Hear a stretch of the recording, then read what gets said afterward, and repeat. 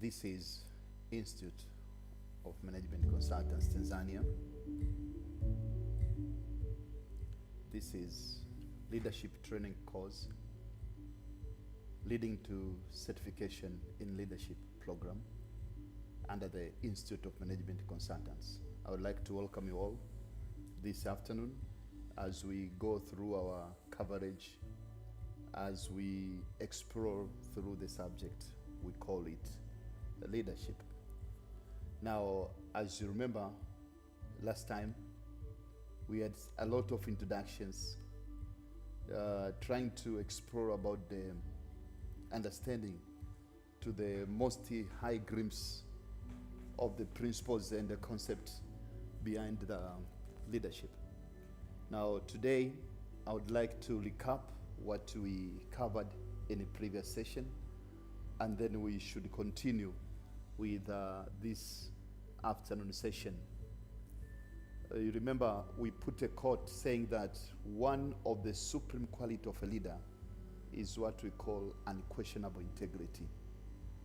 Now, some people asked me in course of the time that integrity has any relationship with leadership. I told them that when you talk about leadership integrity, we mean living what you say. Never promise something you cannot do. Speak what you believe you'll do. Saying what exactly will do and do exactly what you say. Integrity is a measure of the way you are able to sustain whatever you have committed to do it. And that's become part of the very great form of leadership. Now we've got religious integrity. That's another angle we can talk about, some of the critical qualities in the long run. But as far as leadership is concerning, when we talk about integrity, is a match between what you say and what you do. A match between what you tell people should be the correct way and what you do yourself. So it's a phenomenon around something which you say, please listen to what I say, but don't do what I'm doing. And that's a very long approach to leadership. And those people will never become leaders on anything. Why? Because their brain differs from their heart. What they proclaim to be the best is what themselves, they are not doing it. So in the end of the day, he can't be a leader, or she cannot be a leader. Now, to go back, our learning objective, we say that the training on leadership is geared to help anyone who is listening this afternoon to build up their leadership capacity. So we're talking about a practical insight on leadership so that you may be able to raise and become a leader.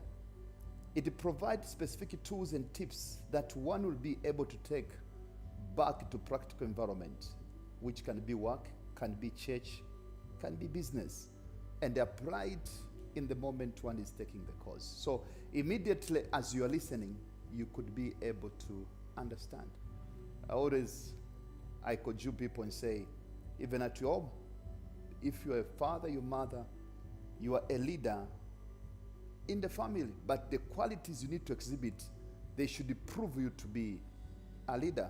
Number 3, this course provides practical insight on improvement of leadership abilities, where it says see those around us and react based on the knowledge that you have gained through this very practical training. So in the previous session, we asked the question, what is leadership? What is leadership? And we said you can see 2 words there, lead, ship, lead, ship. So it means an endeavor on a particular field, on a particular discipline, on a particular application, on a particular mode of living, whereby a person consider broad things. He has a vision. He has a bigger picture of the future. He has got ability to inspire other people or to motivate others to follow what he says to be a way, he says to be a correct matter regarding the issue understand. It's about empathy, being able to carry your followers. I gave an example of the Lord Jesus Christ and the disciples. Jesus was very empathetical. But now, when you support empathy is about taking the position, putting on the shoes of another person. It's about being creative and having a big imagination. It's about ability to listen. It's about guide by managing. It's about team building. It's about risk taking. It's about seeing opportunities and the ability to make mistakes. But it's also, leadership is all about continuous improvement. If you remember, we defined leadership in a very simple definition, which I wish all the time you should have it. That is, ability to leverage influence to achieve particular goal or objective. Ability to leverage influence to achieve particular goal or objective.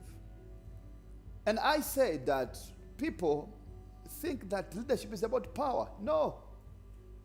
It's about leveraging of the power so that you may motivate and inspire others to follow you. To see that this man knows where he's going. To see that this man understands what he's talking about. And really, he lives to what he says. He lives to what he proclaims. He lives to what he portrays. There is no any kind of discrepancy between what he's saying and what he's living. Now, a purpose of this lesson this afternoon is for us to understand the leadership skills. What are the leadership skills? For those who are listening on radio and television, we have heard what is happening at the parliament. I happened to listen to one of the women who was talking about 3 things that she ascribed as a failure to our education system. But in a nutshell, she put a quote that there is a lack of soft skills training. And one of the major soft skills that we are lacking at school, myself, I went through the undergraduate, I went through an MBA, but I never had practical insights on leadership.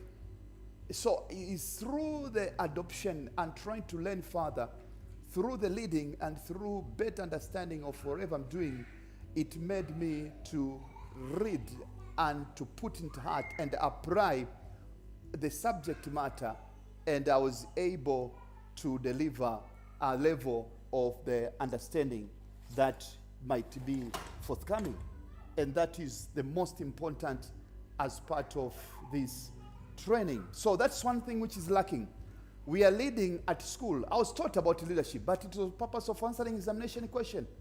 It was purpose of getting good GPA. It was not for the purpose of inspiring me to become a better leader, inspiring me to become a better person in my organization, in my family and everywhere. That's the reason it is very important for any person holding a senior position, even if it's a junior position, to get a very clear end-to-end training on leadership. Why? Because the essence of leadership is what can transform an organization, family, church, and everywhere. So what we are doing this afternoon is to teach soft skills on leadership. What are the leadership skills? When you say about leadership skills, in essence,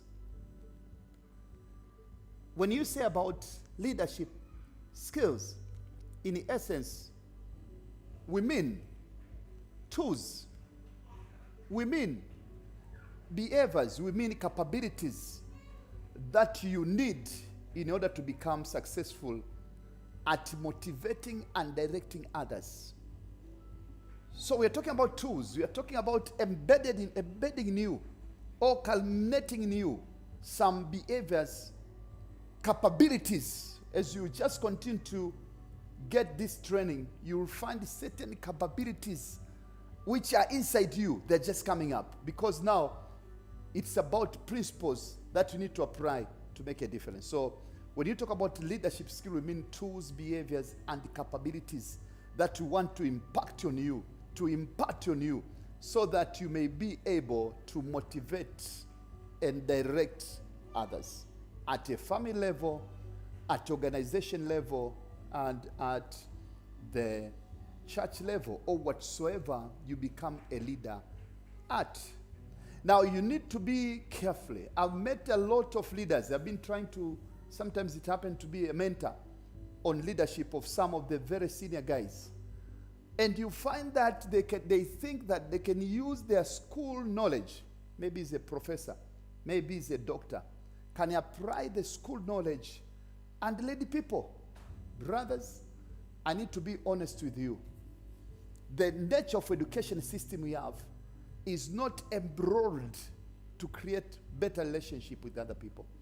Many people, they become leaders by their natural, some inborn talents, some of the family they raised up. But those skills, those behaviors, those tools is not embedded in most of people. That's why some of organization, a president might appoint someone today and the people start crying. Because the person about leadership, about relationship, about motivating others, about directing others, empty. And he has got a lot of bias and presumptions that he could be a better leader. That's a reason it's important for you to attend this kind of training, because it embed with you, or embed in you, tools, behaviors, and the capabilities that can make you better person to motivate people under you and to direct them to achieve the best results. And that's the essence of a leader. But also, we want to create ability to help people under you to grow, to help people you are leading to grow in their own abilities. And further, the purpose of leadership skills training is to impart on you the skills to help you as a leader to drive others to achieve their own success. If you go to an organization, a typical organization in Tanzania or in any place you are, don't think that the people who are working under you or you're working together as colleague mate, they're stupid. Don't think that you've got certain thing better than them. And that's the essence of this training. Why? Because people, they want to be bosses. They don't want to be leaders. Now, to create the culture of leadership, you need to have some skills embedded on you to make a difference. So, what are the leadership skills? Number one are the tools, behaviors, and capabilities that you want to impart on you to motivate, to help you to motivate and direct others. Number two is to help people you are living with to grow. And number three is to drive others to achieve the best of themselves that they could be. Further, last time we discussed about whether leaders are born or are made. It's a difficult question. And every time when I pose this question, I've got multiple answers and I receive a lot of answers. So there is no correct or wrong answer. But let's try to consider. When you say someone is made or is born, you need to look on exhibition of certain qualities or characters that make him to be a leader. Now, let's give some example. Let's exemplify by human standard. Let's see a person like Martin Luther King. I used to use that as an example for purpose of this training, and you can see even a picture there. Or just consider a man who, there's no question that he was a leader, Nelson Mandela. Consider a man like Julius Kambarage Nyerere. Those were people you can see qualities in them. They are not born, but they are made. How? Let's see some of the qualities in Nelson Mandela. Also you could find in Martin Luther King, but also you could find in Julius Kambarage Nyerere. I'm taking that as an example. Number one, both of them had commitment to vision. They knew where they're going. They knew that we are moving from here. This is not a destiny, but rather this is a milestone to cover so that we may go to a better ending. They could see the end before the beginning, and that is the vision, power of vision. They are seeing far, and that they become leaders. Why?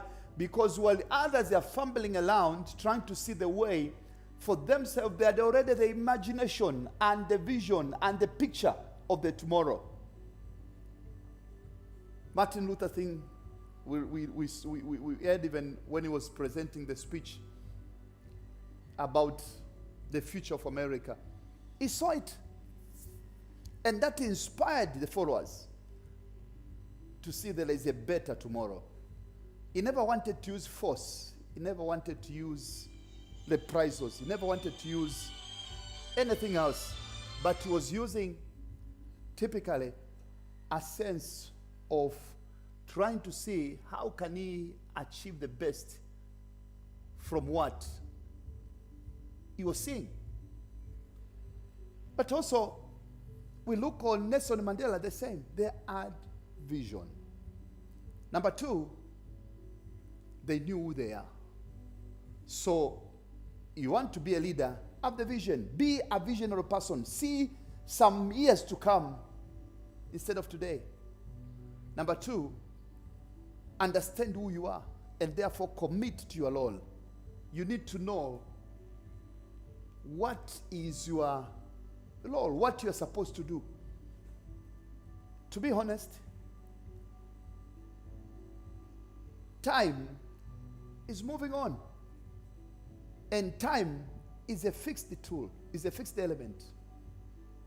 Now, it's upon our attitude on time that's what drives the difference. Life will continue to be the same way if people don't change their attitude about life. So 20 years from now will be the same if people don't change themselves toward the future. Now, you need to know what you are to do to make a difference of tomorrow as part of your vision. So you have to have a mission, very clear mission, to achieve the best out of your vision. Number three, I'm talking about whether leaders are made or are born. And I'm trying to look on qualities of some three leaders: Nelson Mandela, Martin Luther King, and Julius Kambarage Nyerere, as a model to underscore our discussion regarding whether leaders are born or they are made. So we say quality number one on both of them, they had a vision. They are seeing something ahead. Number two, they knew what they're supposed to do. When Mwalimu Nyerere, time to resign came, he decided to resign and leave others to move on. But he was there to mentor even someone who was coming up as a leader. When Martin Luther King knew any time, if it been to die, but he knew already he has brought his members, he has brought a team to make a difference in the press. Nelson Mandela, after he came from jail, people thought that he's going to revenge. But here's another picture. He looked at bigger things than the present circumstance.